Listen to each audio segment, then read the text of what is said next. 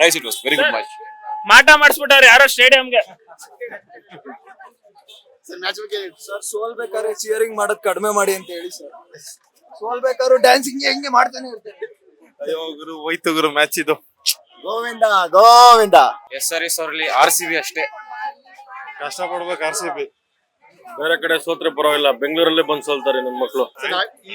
Virat Kohli anchor innings ಬೇಕು. Disappointing. ಬೇಜಾರಾಗ್ತಿದೆ ಬಿಡುಗರು. ಮಳೆಗೆ ಸೋಲು ಕಾರಣ ಇವಾಗ. ಜೈ RCB. ಅಷ್ಟಿದೆ, ಗುಡ್ ಇದೆ.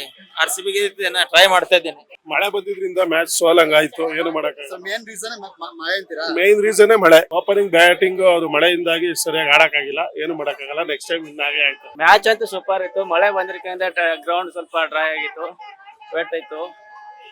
ಟೀಮ್ ಡೇವಿಡ್ ಬ್ಯಾಟಿಂಗ್ ಅಂತೂ ಕಡಕ್ ಇತ್ತು. ಜೋಳದ ರೊಟ್ಟಿ ಕಡಕ್, ಟೀಮ್ ಡೇವಿಡ್ ಬ್ಯಾಟಿಂಗ್ ಕಡಕ್. ಸೂಪರ್ ಆಗಿ ಸಂಡೇನು ಅವ್ರ ಜೊತೆನೇ ಇದೆ.